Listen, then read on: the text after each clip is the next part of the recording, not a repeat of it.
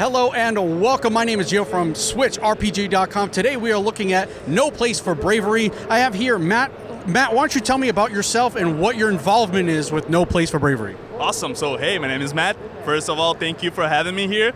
I'm game producer and game designer of No Place for Bravery. No Place for Bravery is an action RPG, heavily inspired by games like Dark Souls, Sekiro, and also Devil May Cry. So we want to be in the point between those two games, those two genres actually. So the game is most of all a narrative-driven game. It's about father absence and the consequences of growing up without a father being present at home, either because he went like shopping for cigarettes and never came back, or was never there, like emotionally speaking, for like kids and stuff. And yeah, the game is about the message, a father that runs through a devastated war looking for his lost daughter, and like there's this whole tension between group of factions, gods and mystery creatures, and yeah, that's it.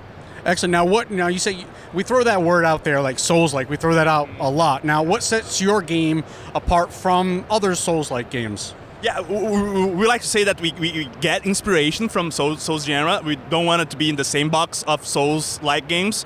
We do like the feeling of like doing a combat or a challenge for the first time and then like failing a little bit, but understanding what you did wrong and then processing the information and do it again like better for the second time or the fifth one.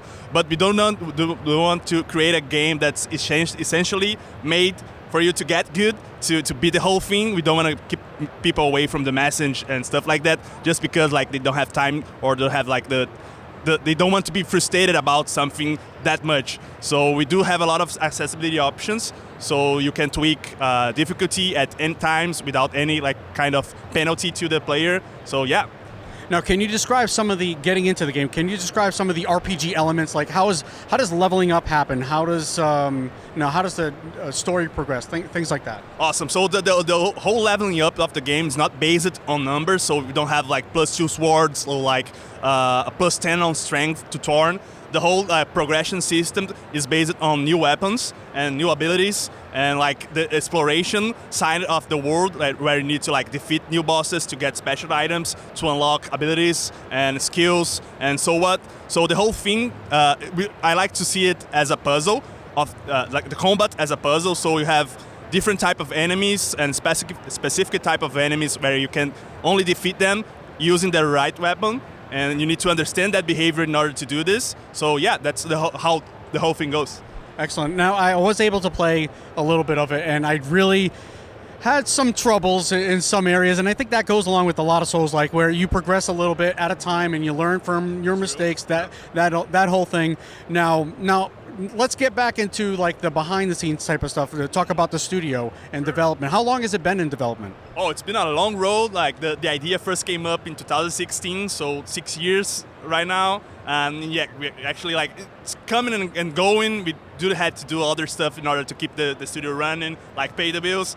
But yeah, we are almost there. Like we are aiming for a Q3 release for Switch and Steam, and it's been like we did put a lot of effort and love into this. Like it's the first big game of our studio.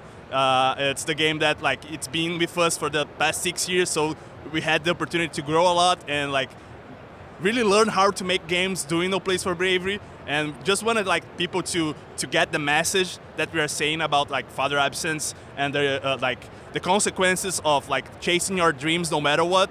So like that's it. Like that's no, I really appreciate that narrative, driving that narrative home, and I'm assuming that comes from a place of heart. That's true. Yeah, so I really appreciate that. Now, how many people are in the studio? Oh, right, we're a team of 7, so yeah, that's a considerable size. Like that studio. That for an indie studio, that's pretty substantial. Yeah, that's true. I mean, we first started like with 5 people, then we added 2 more, but we do have a lot of like other contractors to the thing. But yeah, the core team did 7.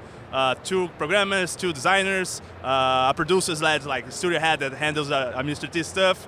And yeah, I mean, so happy to be here. I don't know what else to say. I mean, I love my team. No, and now you said there was going to be a Switch release. Was there a window? What was the window? I couldn't hear. Q3, Q3 of this year. So yeah, we are in the process of like getting the game into Switch, like getting certification stuff. It's been a challenging process because like 4 gigabytes of RAM. It's like really challenges. Like getting a game from 2016 and like redoing a lot of stuff. But yeah, I'm really looking forward to like getting my hands on the Switch thing and like playing the game.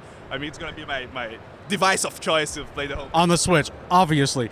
Now, are you hoping for a physical release?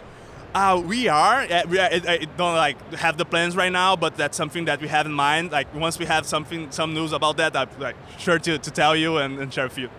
Well, Matt, thank you very much for doing this for me, and don't forget to visit SwitchRPG.com for more news on No Place for Bravery. Actually, before we end this, why don't you tell us where they can find all your stuff? All right, so we are on Twitter, Glitch, FTY.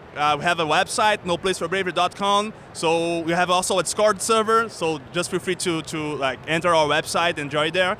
So yeah, please reach out to us. I would love to see to know what you think about the game and answer questions and so what. Perfect. Have a good one.